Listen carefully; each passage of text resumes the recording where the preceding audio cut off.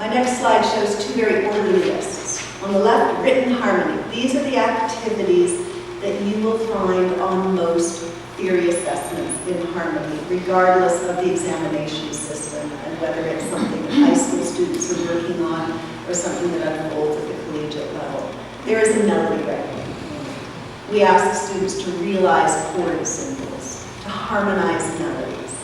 We ask them to do some harmonic analysis, and we ask them to do some structural analysis. So these are very familiar components. You've done papers like this yourself, and you may be at this point in your career engaged in preparing students to write papers that have these components.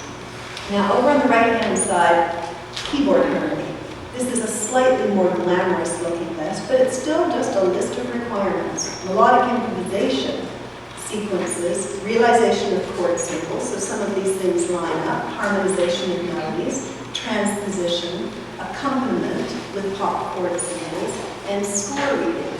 These are the components of most keyboard harmony exams. Again, regardless of the system, regardless of whether it's an RSing exam that a high school student is preparing for or something that happens at the post-secondary level.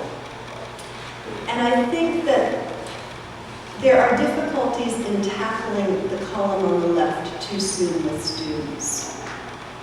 But I think that we can really have a lot of fun exploring the column on the right with our students from a surprisingly early age and stage. And that when we do that, when we spend our time in the right-hand part of the slide, messing around with these various activities, then we have students who will approach their formal studies when they finally have paper put in front of them and a textbook and pencils, if that's the way they're going to do it, as though they're encountering an old friend. So I see the activities on the right as a conduit into the more formal activities on the left.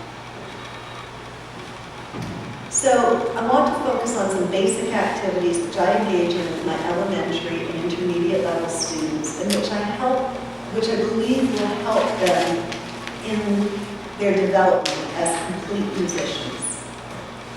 So the first one I'm calling musical conversations. And this is something that can unfold from lesson number 1. And in fact, even at a stage that I think, well, we're surely past the point of having musical conversations, I'll have students request it and say, aren't we going to have a conversation today? Now, there are various kinds of conversations. What happened at that soccer game last week? What did you get for your birthday? There's that kind of conversation. But musical conversations are a little bit different. And they often, well, they really most effectively take place without words. So who's going to have a conversation with me? I just need one brave volunteer. Great. So you are an 8-year-old boy, and you have just come into my house like a little tank, and you've thrown everything you own in my front foyer, and you've run and picked up the drum, and you've said, let's have a conversation. So, do you want me to lead this one? Sure. Okay. So then I'm feeling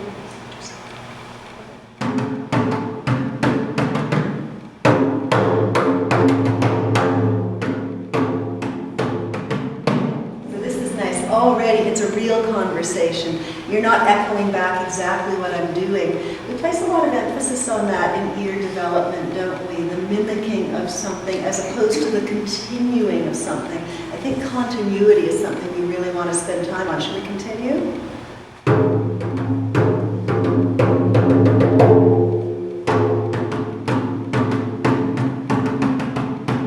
Sure.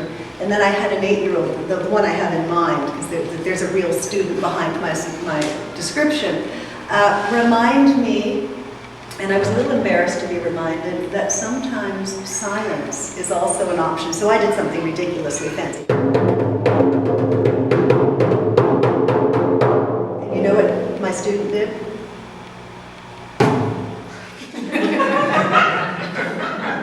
I thought, well, aren't you the clever little Zen-like? And we had a long conversation. conversation about silence, and then we just sat there and observed some silence, and then we got on with the piano lesson. So this is the kind of thing you can do with students who've had no exposure to lessons, no experience. It's fun. It doesn't have to be with a drum. It can be with any variety of things that make sound, instruments that have strings. I think probably a lot of us who deal with young children have a big collection of little noisemakers of various things you shake, things you bang, things you strum, and it's fun. You can explore a variety of sounds while getting some fluency developed. So that's one kind of conversation.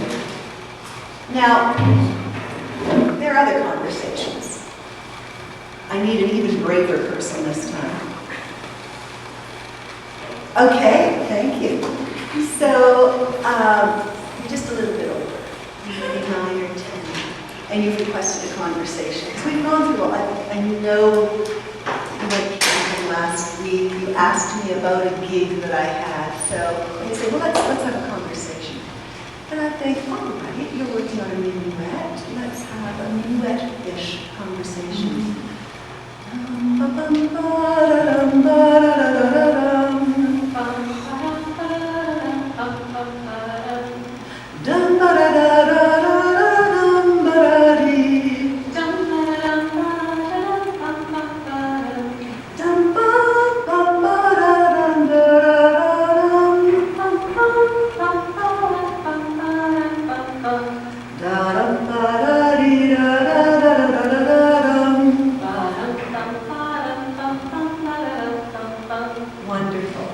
That was a very lovely conversation. And you know, kids, if you expose them to this early enough, will be able to respond. Get them before they start thinking about it. As soon as you see that look and the wheels start turning. I brought in a secondary dominant ever so briefly. I touched on a neighboring key for a moment, and I thought I saw you get that wheel turning look on your face for a moment.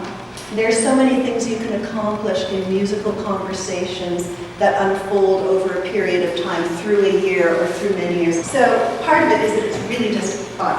The other part is that you normalize the singing voice. This just has to happen. You can't order a person to sing, but you can set up an environment in which singing is so natural, it's more natural than talking. And when you do that, when you establish that kind of ease in your own studio, then I think we'll find that most students overcome their resistance to singing. Very few young students have a resistance to singing, and even older ones will come along. I always tell them, I'm going to sing with you, I'm going to be there, I'm going to be louder, and I'm going to sound worse. It's a promise I can keep, because all through the winter I'm vaguely asthmatic, so I try to be louder, and I often do sound worse. They're learning phrasing. They're learning phrasing by feel. We were absolutely regular in our phrase structure. If this were an assignment, you could have taken a pencil and drawn a big arch over each one of those phrases. They're hearing melodic cadences. I love to be the leader in this kind of conversation because my cadences are all open. And the second person who takes the next part of the period, or the next 4-bar measure in this periodic 8-measure structure, is responsible for the closed cadence. Now, they don't know that, and if I told them, they refuse to play. But they're learning a lot about melodic construction. We can explore sequences and patterns and repetitions, modulation, very effortlessly. If you say modulation to a 15-year-old student studying basic harmony, it's sort of, you get a reaction that is not filled with joy. But if you just sing it and go various places, and improvisation. I had a really neat experience recently with one of my harmony students. We were having a conversation in class, and we were going back and forth because we were working on melody writing. And then when it was my turn, he just kept going. And I thought, okay, and I'm not going to stop either. So what unfolded was a two-part, I can't call it a two-part invention, that's a bit grandiose, but two-part improvisation. He had no idea what I do. I had no idea what he was going to do. But we had the parameters of the sort of regular phrase structure. We knew what key we were in. And it was quite extraordinary. Simultaneous vocal improvisation. It was quite neat. So all these things are going on through musical conversations.